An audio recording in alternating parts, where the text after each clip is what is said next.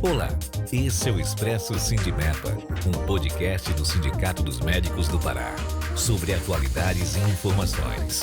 Siga nosso perfil na sua plataforma preferida e acompanhe todos os episódios. Olá, estamos de volta para trazer a vocês o Expresso Sindimepa, um programa do Sindicato dos Médicos do Pará. Hoje vamos falar sobre questões práticas sobre direito dos médicos. E para tal estamos recebendo aqui nos nossos estúdios o Dr. José Acriano Brasil Júnior, que é advogado, especialista em direito médico, fundador do escritório de advocacia Acriano Brasil Júnior, advocacia médica e hospitalar. Ocupou o cargo de secretário de Justiça e Direitos Humanos do Estado do Pará, de 2011 a 2014. É coordenador do Núcleo Jurídico da Secretaria de Administração do Estado do Pará. Doutor Acriano, pode dar as suas boas-vindas. Bom dia, doutor Wilson. Eu quero primeiramente agradecer a toda a diretoria do Sindicato dos Médicos do Estado do Pará pelo convite. Quero dizer que eu venho aqui para colocar camadas de reflexões em vários temas importantes para a classe médica, e eu espero que seja um prazer para todos os nossos ouvintes, telespectadores, curtir esse momento de debate e de construção. A nossa audiência, doutora Acriano, não é só de médicos, mas também todos aqueles que têm interesse por assuntos ligados à saúde e pela vida profissional do médico. Então a audiência é riquíssima, com certeza eles estão esperando muitos esclarecimentos a respeito desses assuntos que nós vamos tratar nesses 4 episódios do nosso podcast.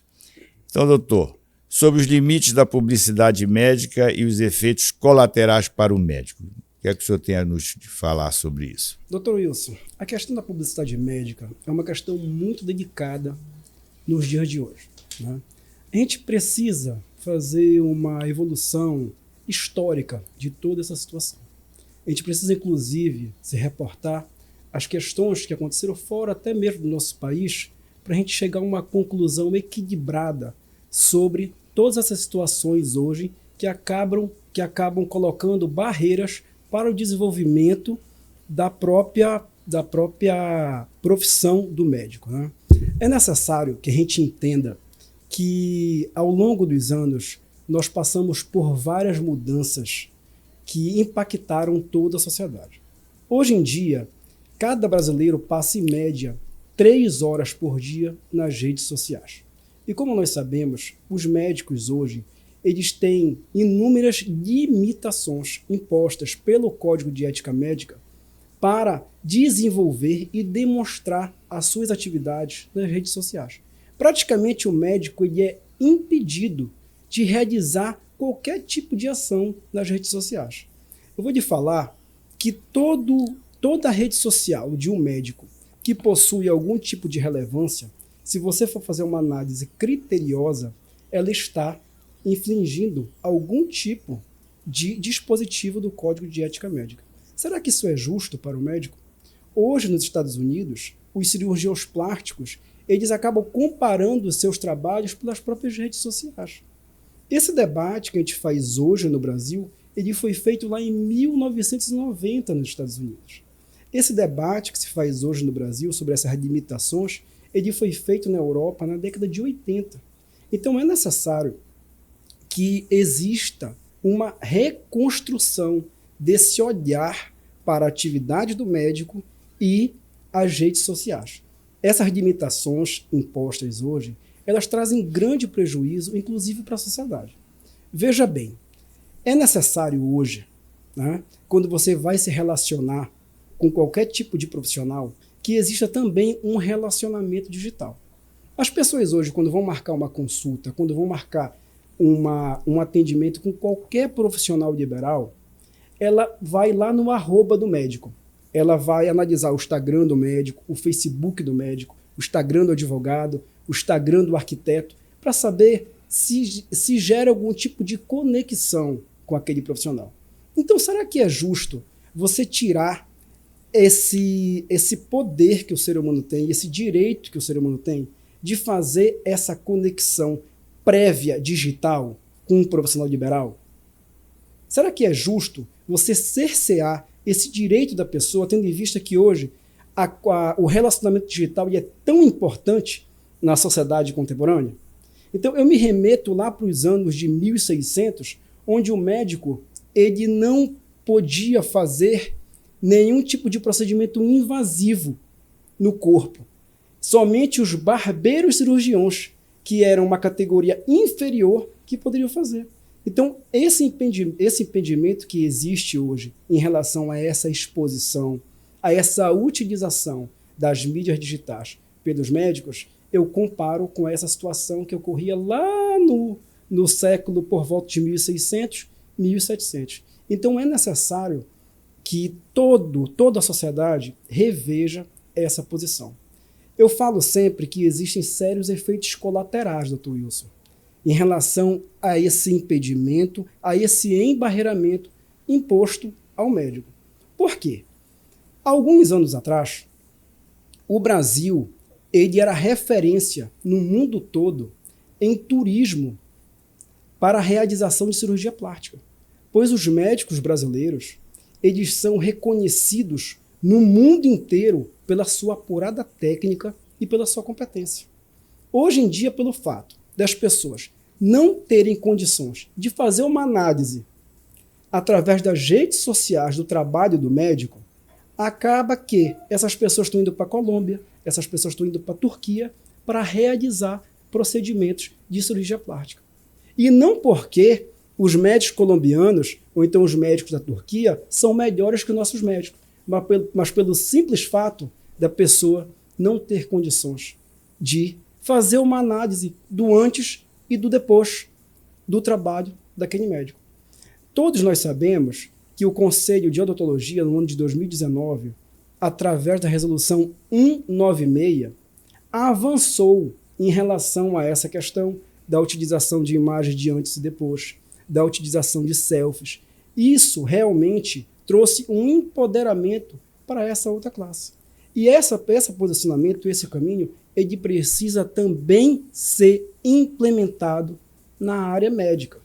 Veja bem, é muito importante também a gente esclarecer e deixar claro que esse posicionamento existente hoje em relação a essas limitações da publicidade e da utilização por parte dos médicos das redes sociais acaba gerando também um mercado negro paralelo. Existe uma moeda de troca, Dr. Wilson, onde alguns blogueiros, alguns digitais influencers que falam sobre cirurgia plástica nas redes sociais, propondo parcerias para os médicos. Como é que isso funciona? Existe ali uma blogueira que ela tem 100 mil seguidores e ela já passou por vários procedimentos estéticos, dermatológicos, então cirurgia plástica, e ela também possui amigas que também já passaram por tais procedimentos.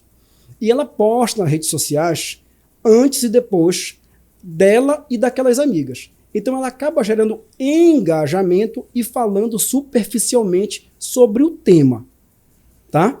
E o que acontece? Ela faz contato com o médico e oferece parceria. Como é que funciona? Doutor, se eu lhe indicar uma paciente para fazer uma consulta com o senhor, eu quero 50% da sua consulta. Se essa paciente vier a fazer uma cirurgia, um procedimento, eu quero 10% dos honorários médicos. Então, será que isso é justo para com o médico? Essas blogueiras também, os digitais influencers, têm também grupos fechados, justamente para fazer esse tipo de negociação. E indo além, existem páginas na internet, existem páginas no Instagram, no Facebook, que possuem mais de 500 mil de seguidores, que a pessoa fala de forma superficial e desorientada sobre questões científicas da medicina, tendo em vista que o médico ele é cerceado. Porque, veja bem, hoje um médico ele pode fazer ou falar sobre questões científicas utilizando uma maquete, utilizando um boneco. Será que isso gera engajamento? As pessoas não querem ver um médico falando, explicando com boneco. As pessoas, elas querem ver casos reais. Casos reais. Uma commodity importante hoje é a atenção. A atenção das pessoas ela é muito importante. Doutor Wilson acha que quem vai chamar mais atenção do público? A página que trata casos reais ou o médico explicando um caso com boneco? Claro que a página com casos reais irá gerar mais audiência, deixando assim o médico em segundo plano. Essa situação também gera até um isolamento científico, porque a propagação do conhecimento da maneira formal, da maneira antiga, ela é mais lenta.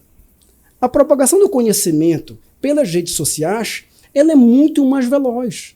E como eu falei, inclusive os cirurgiões norte-americanos, eles avaliam resultados pelas próprias redes sociais, né? Isso gera uma transparência, isso gera um conforto para toda a sociedade.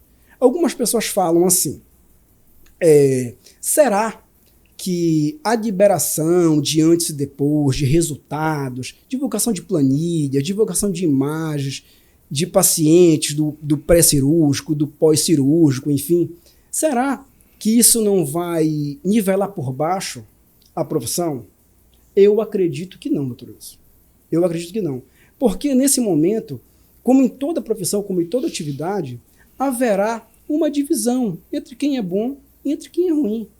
A própria sociedade, ela penaliza aqueles profissionais que não têm uma boa desenvoltura com a sua técnica.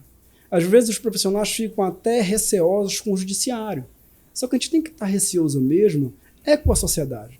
Porque a sociedade, hoje em dia, dentro das redes sociais, dentro desse volume de informações que é propagado de uma maneira tão rápida e tão extensa, ela acaba punindo muito mais do que o próprio poder judiciário. Então, a preocupação é com o consumidor, afinal de contas a sociedade consome o ato médico, a prática da medicina.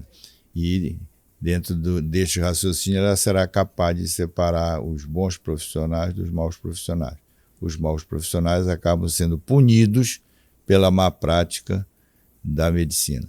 É interessante a colocação que o senhor está fazendo, porque a defesa da divulgação do ato médico tem sido muito criticada.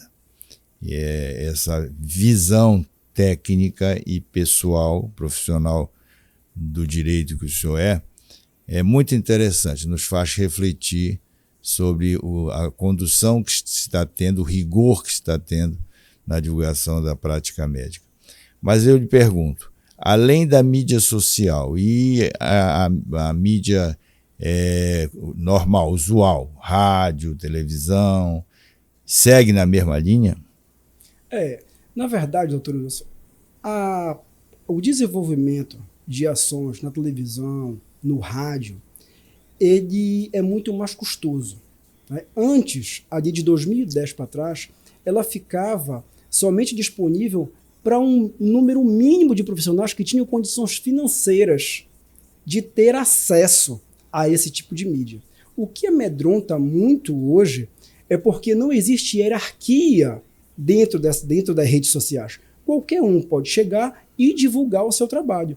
Em relação também à sua pergunta sobre a posição da exposição do ato médico, do trabalho do profissional médico, na minha opinião, ela pode ser desenvolvida da mesma forma, tanto nas redes sociais como em rádio, TV. Eu acredito que a regra tem que ser a mesma para todos os meios de comunicação. E isso seria muito benéfico para a sociedade. Porque hoje em dia se fala muito em boa-fé contratual. Lá o artigo 422 do Código Civil, ele traz que os contratantes devem agir com probidade e boa-fé. Dessa boa-fé decorre o dever de informação e de cooperação. Então, a partir do momento que você diminui esses limites, que você desenvolve regulações que liberam essa atividade, essa prática da exposição do trabalho do médico nas redes sociais e qualquer tipo de mídia, você, inclusive, cumpre com o que está posto no artigo 422, que é uma questão basilar dos contratos contemporâneos, que é o princípio da boa-fé objetiva que daí decorre o princípio da informação. Eu acredito que essas vedações, elas inclusive retiram esse caráter informativo que rege hoje os contratos contemporâneos. Eu me lembro de 2 casos que foram duramente criticados. Queria ver a sua análise sobre isso. Certa vez, aliás, da área da cirurgia plástica, o profissional médico colocou na frente do seu consultório, da sua clínica, uma faixa que avançava para a rua em letras, como se diz na prática, garrafais, né? Faça a sua cirurgia plástica conosco ou com o doutor fulano de tal. Ele foi imediatamente cobrado pelo Conselho Regional de Medicina e teve que retirar aquela propaganda. Um outro caso foi um hospital que fez uma divulgação no Dia do Médico dizendo: aqui estão os melhores médicos da cidade. Também foi duramente criticado e teve que se retratar porque está dizendo que só lá, poderia ser interpretado como se só lá tivesse os melhores médicos, os outros não são tão bons. Faça suas observações a respeito desses 2 casos. Em relação a esse segundo caso prático que o senhor colocou, que estava lá de forma clara, aqui estão os melhores médicos, né? Essa conduta é uma conduta sensacionalista. Realmente ela é vedada pelo Código de Ética Médica e a minha opinião é que a conduta que determinou que fosse retirado, ela é uma conduta correta, tendo em vista que o médico, ele, em nenhum momento, ele pode se intitular como o melhor, porque ele acaba dando a entender para a sociedade, dando a entender ali para o cidadão que está passando, é que não existem outros profissionais qualificados que também possam desenvolver esse ato médico de forma capaz, de forma competente, que entregue um resultado de qualidade para ele. Então, realmente, eu entendo que essa conduta é uma conduta necessária para você evitar que a medicina ganhe um caráter mercantilista. É bom sempre lembrar que existe sim o lucro na medicina. Só que o lucro, ele vem de forma secundária. É uma consequência do trabalho. A forma prioritária, a intenção prioritária é você cuidar do ser humano. A função prioritária é você enxergar o ser humano de forma humanizada. Por isso que eu defendo que a relação médico-paciente, ela nunca poderia ser tratada como uma relação de consumo, inclusive como os tribunais do país e como o STJ trata. Por quê? Se um médico faz um procedimento cirúrgico, a paciente recebe alta, vai para casa e das 7 horas da manhã ele recebe uma ligação do hospital falando que a paciente deu entrada no hospital numa situação relatando que ela não estava se sentindo bem. A secretária dele liga, informa esse médico, mas também informa que ela não fez o pagamento da 4ª parcela daquele procedimento. Será que o médico pode se recusar a ir prestar assistência àquela paciente no hospital? Claro que não. Então, é realmente desequilibrado as posições dos nossos tribunais quando tratam a relação paciente-médico como uma relação de consumo. Isso é uma posição desequilibrada que toda a classe, todos os advogados e pessoas que têm um olhar sensível e que conhecem realmente os nuances da atividade médica precisa lutar para que isso seja revertido, porque realmente é uma interpretação desequilibrada tratar a relação médico-paciente como uma relação de consumo. Estão gostando? Aprendendo muito, né? Com isso, encerramos esse primeiro episódio e continuaremos com este mesmo tema no segundo episódio com o Dr. Acriano Brasil. Muito obrigado, Dr. Acriano. De nada, doutor Wilson. Até o próximo episódio.